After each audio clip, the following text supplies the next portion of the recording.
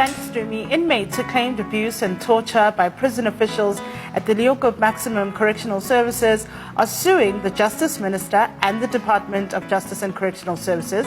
The 5 inmates allegedly sustained physical and psychological injuries on the 10th of August 2014, with a doctor testifying that some of the injuries were classified as severe. The inmates are being represented by Lawyers for Human Rights, and we're joined on the line by Executive Director of Incarceration Nations Networks, Dr. Baz Dresinger. Doctor, good morning. Welcome to Breaking Dawn.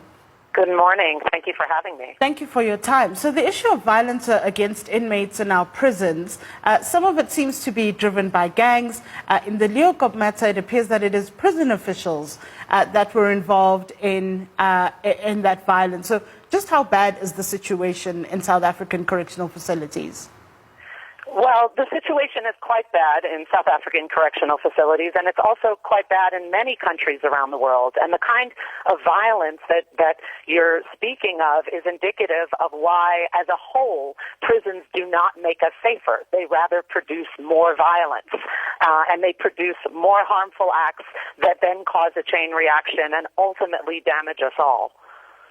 So, Dr. Dresinger, I'm then wondering, what is an alternative to prisons? What could be done? Because I suppose the idea is to rehabilitate everybody so that when they come out, they can reintegrate back into society. Yes, so I think there are lots of alternatives to prisons, and that's very much what the Incarceration Nations Network is about. It's about elevating those all over the world who are doing the work to both solve this crisis of violence and harm that's happening behind bars, and also think about radical alternatives that work. And so you see a lot of exciting restorative justice programs cropping up all over the world. You see a lot of work on the radical inequality that produces crime and produces the need for prisons.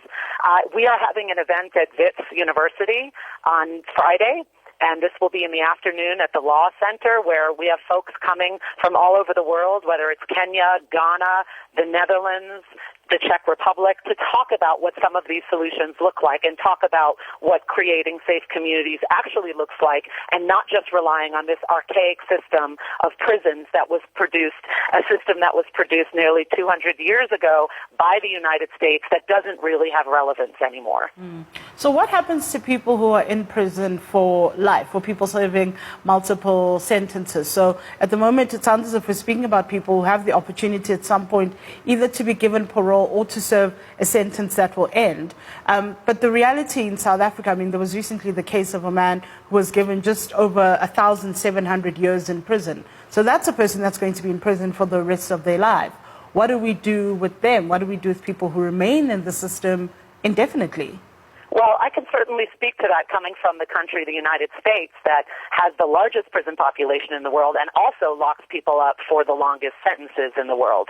Now, fundamentally, we want to move away again from thinking about prison as a response to harm and thinking about how we address the systemic issues of inequality and racism that are producing crime, not just in South Africa, but all over the world, including the United States. And so we want to say, how do we move away from that and address the root causes? And then when harm does happen, how do we ensure that it's not going to happen again? For the most part, people are coming out of prisons. They're being cycled out of prisons. And if you're damaging them while they're inside, even further than society has damaged them already as the have-nots that they are, why would you expect that they're going to come out and not commit crime again? Recidivism rates all over the world are ridiculously high. And they're, again, indicative that this idea of warehousing human beings does not work. Now, granted, yes, there are some people who have caused enormous harm, who are challenged, who have kinds of mental illnesses that mean that they may cause great harm if they're out in the world.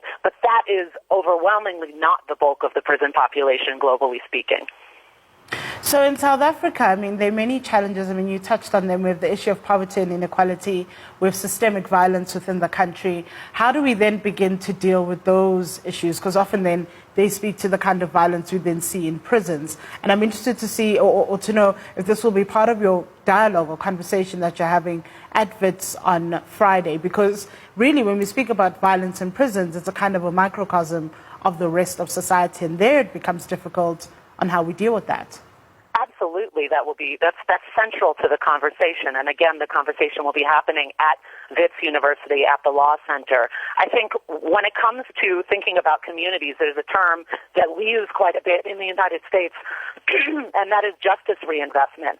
And that is a way of taking the money that we are wasting on prisons and putting it back into communities and putting it into serving people, giving them access to education, to jobs, to the kinds of livelihoods that they can build that would prevent them from going to prison and from causing harm to others. And so justice reinvestment is one of the things that we'll be talking about. Again, we'll also be talking about what radical forms of restorative justice looks like, what correctional or facilities that actually engage in corrections look like. We have a guest from the Netherlands coming to talk about that. We have a guest from the Czech Republic talking about what are the needs of people coming out of these facilities in the here and now, such that they do not go back to prison and cycle in and out of the system in ways that, again, do not make us safer.